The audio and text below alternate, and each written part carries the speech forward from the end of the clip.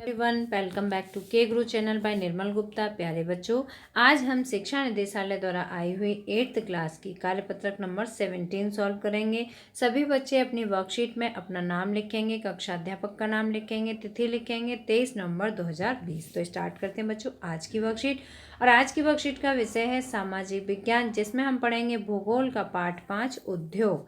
बच्चों, ये हमारा पाठ 5 है उद्योग, और इसका टॉपिक हम आज की वर्कशीट के थ्रू पढ़ेंगे आकार और स्वामित्व के आधार पर उद्योगों का वर्गीकरण। आकार मतलब जो उसका आकार है उद्योग का, जैसे कि वो बृहद आकार का है या फिर लघु उद्योग है या कुटीर उद्योग है, तो ये आकार के आधार पर पढ़ेंगे, ठीक है। और स्वामित्व के आधार पर, जैसे वो किसी एक व्यक्ति का उस पर स्वामित्व है या वो सरकार के अधीन है, तो ये सभी उद्योग के जो वर्गीकरण है ये हम आकार और स्वामित्व के आधार पर आज पढ़ेंगे। तो देखिए, पिछली वर्कशीट में आपने जाना कि उद्योगों से अभिप्राय उन आर्थिक क्रियाओं से है जिनका संबंध उपलब्ध संसाधनों को उपयोगी वस्तुएं बनाने में किया जाता है। बच्चों, पिछली जो वर्कशीट थी उसमें आपने उद्योग का अर्थ जाना था। तो उद्योग का अर्थ था कि उन आर्थिक क्रियाओं से है। उद्योग का अभिप्राय किन से है? उन आर्थिक क्रियाओं से है जिनका संबंध उपलब्ध संसाधन, जो हमारे आसपास संसाधन उपलब्ध होते हैं, उन सभी संसाधनों को उपयोगी वस्तुएं बनाने में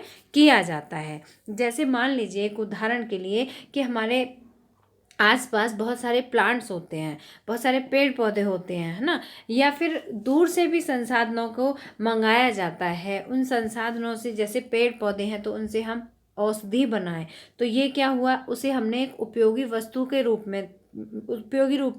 रूप में परिवर्तित कर दिया, है ना। और जैसे बहुत सारे मोटे मोटे पेड़ होते हैं, उनसे फर्नीचर बनाया, तो उनसे हमने क्या किया, उपयोगी वस्तुएं बनाई। तो ये उपयोगी वस्तुएं कहाँ बनाई जाती हैं? उद्योगों में बनाई जाती हैं। उद्योगों का वर्गीकरण कई आधार पर किया जा सकता है। इस वर्कशीट में हम आकार और स्वामित्व के आधार पर उद्योगों के वर्गीकरण को समझने का प्रयास करेंगे।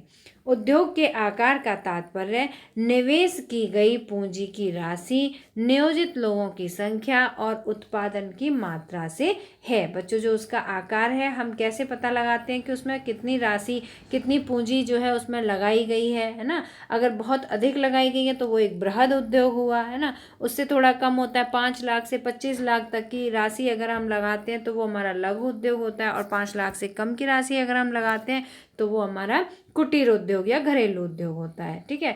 नियोजित लोगों की संख्या, बच्चों आप सभी जानते हैं, जो बड़ी बड़ी फैक्ट्रियां होती हैं उसमें लाखों की संख्या में भी वर्कर होते हैं, है ना। इंजीनियर होते हैं, मैनेजर होते हैं, वर्कर्स होते हैं। तो जो नियोजित लोगों की संख्या होती है, ये इससे हमें पता चलता है कि जो उद्योग है उसका आकार कैसा है। और उत्पादन की मात्रा, उत्पादन कितनी मात्रा में हो रहा है।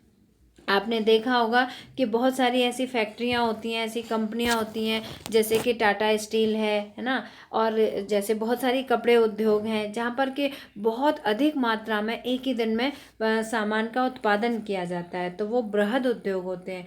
जहां पर बहुत कम मात्रा में उत्पादन, जैसे कि मान लीजिए मिट्टी के बर्तन बनाने का उद्योग है, तो वहाँ पर तो एक लिमिटेड ही बर्तन बनाए जा सकते हैं, तो वो कुटीर उद्योग में आ जाता है। तो ये क्या था, उत्पादन की मात्रा से हमें पता चलता है कि उद्योग का आकार कैसा है। आकार के आधार पर उद्योग को 2 भागों में बांटा जा सकता है। कौन कौन से भाग हैं? लघु आकार के उद्योग और बृहत आकार के उद्योग, ठीक है। कौन से आकार के हैं? लघु आकार, लघु मतलब छोटा और बृहत मतलब बड़ा।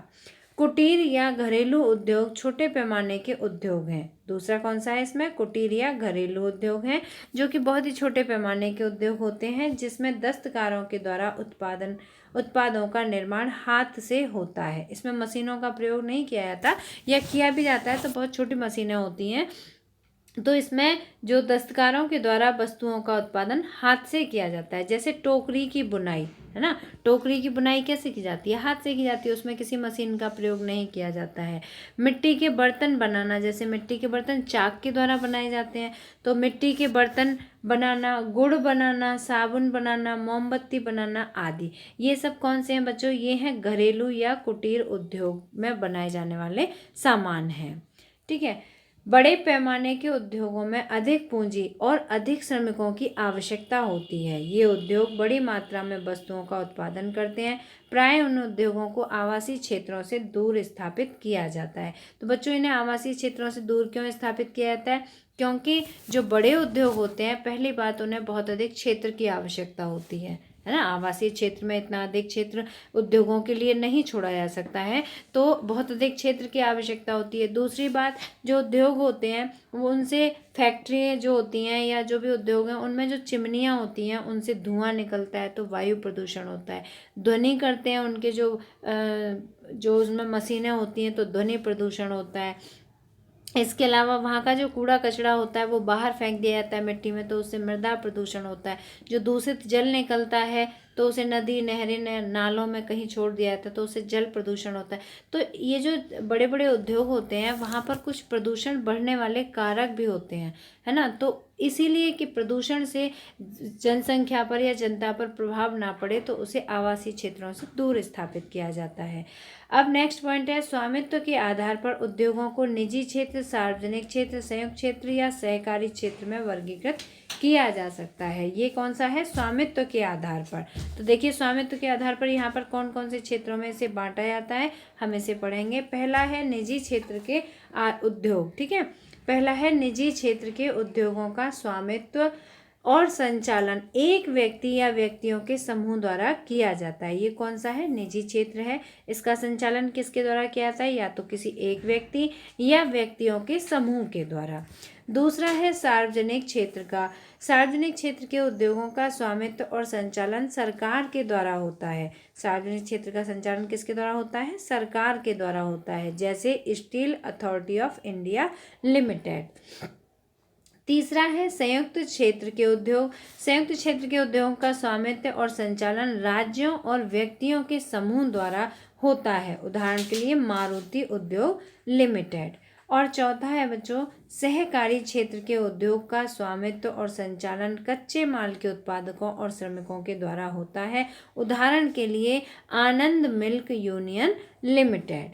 ठीक है, तो ये कौन कौन से हुए? पहला हुआ निजी क्षेत्र, दूसरा हुआ सार्वजनिक क्षेत्र, तीसरा हुआ संयुक्त क्षेत्र और चौथा हुआ सहकारी क्षेत्र। ये कौन से थे? ये थे स्वामित्व के आधार पर उद्योगों का वर्गीकरण। बच्चों, अब हम स्वयं को जांचिए। मुझे उम्मीद है कि आपको वर्कशीट अच्छी तरह समझ में आ गई होगी। अब यहाँ पर कुछ प्रश्न पूछे गए। तो पहला प्रश्न है, लघु उद्योगों से आप क्या समझते हैं? तो लघु उद्योगों से आप क्या समझते हैं, हम सभी प्रश्नों के उत्तर देखेंगे। तो आप यहाँ से पहले प्रश्न का उत्तर नोट करेंगे।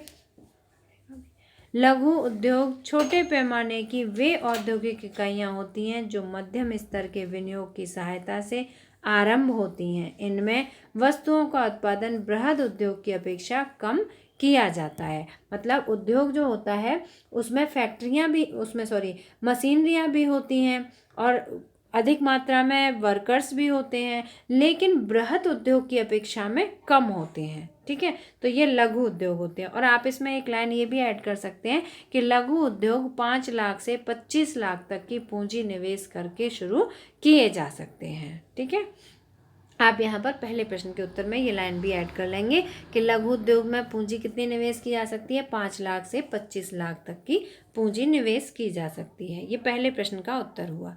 अब बच्चों प्रश्न नंबर 2 पढ़ते हैं। संयुक्त क्षेत्र और सहकारी क्षेत्र के उद्योग में अंतर स्पष्ट कीजिए। तो आप इस प्रश्न का उत्तर यहाँ से यहाँ तक पूरा लिखेंगे। संयुक्त क्षेत्र और सहकारी क्षेत्र के बीच में अंतर। ठीक है, ये है आपका आंसर नंबर 2।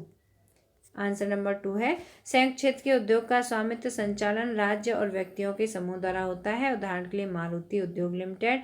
सहकारी क्षेत्र के उद्योग का स्वामित्व संचालन कच्चे माल के उत्पादकों और श्रमिकों के द्वारा होता है, उदाहरण के लिए आनंद मिल्क यूनियन लिमिटेड। तो ये हुआ बच्चों आपके प्रश्न नंबर 2 का आंसर। तीसरा प्रश्न है, घरेलू उद्योग से प्राप्त वस्तुओं की सूची बनाइए। तो घरेलू उद्योग से कौन कौन सी वस्तुएं हमें प्राप्त हो सकती हैं? ठीक है, तो देखिए वर्कशीट में भी कुछ हमने वस्तुएं यहाँ पढ़ी थी, तो हम कौन कौन सी वस्तुएं घरेलू उद्योग से प्राप्त कर सकते हैं? तो जैसे हम यहाँ पर प्राप्त कर सकते हैं, आंसर नंबर हमारा 3 है ये। ठीक है, क्या प्राप्त कर सकते हैं? टोकरी, मिट्टी के बर्तन। ठीक है, जहाँ मैं लाइन कर रही हूँ आप वही लिखेंगे। गुड़ बनाना, साबुन बनाना और मोमबत्ती बनाना आदि। ठीक है, ये हमें घरेलू उद्योगों से प्राप्त हो सकती हैं। आप ये चीज़ें लिखेंगे उसमें, टोकरी, मिट्टी के बर्तन, नंबर डाल डाल के लिख सकते हैं आप। टोकरी, मिट्टी के बर्तन, गुड़ बनाना, साबुन बनाना, मोमबत्ती बनाना आदि। ठीक है, तो ये हुआ आपका आंसर नंबर 3। प्रश्न नंबर 4 है, बृहत उद्योगों को घने बसे आवासीय क्षेत्रों से अलग दूर क्यों रखा जाना चाहिए? अपने विचार लिखिए। ठीक है, बृहत मतलब जो बड़े पैमाने पर उद्योग लगाए जाते हैं, उन्हें घने बसे आवासीय क्षेत्रों से, मतलब जहाँ पर कि बहुत अधिक जनता रहती है, उन क्षेत्रों से दूर क्यों बसाया जाना चाहिए, क्यों रखना चाहिए? तो प्रश्न नंबर 4 का आंसर है, यहाँ से आप लिखेंगे उत्तर नंबर 4 है ये। ठीक है, बड़े उद्योगों के लिए अधिक स्थान की आवश्यकता होती है तथा उद्योगों से प्रदूषण जैसे ध्वनि प्रदूषण, वायु प्रदूषण बढ़ता है, इसलिए बृहद उद्योगों को घनी आबादी से दूर लगाना चाहिए। ठीक है बच्चों, तो ये हुए आपके सभी प्रश्नों के उत्तर। मुझे उम्मीद है कि आपको ये वर्कशीट अच्छी तरह समझ में आ गई होगी। अगर आपको वीडियो पसंद आया तो आप इसे लाइक ज़रूर करना, अपने फ्रेंड्स के साथ शेयर करना, और अगर आपने अभी तक हमारे चैनल को सब्सक्राइब नहीं किया तो सब्सक्राइब जरूर करना। मिलते हैं फिर इसी तरह की नेक्स्ट एजुकेशनल वीडियो में। Till then bye bye, good luck to all of you.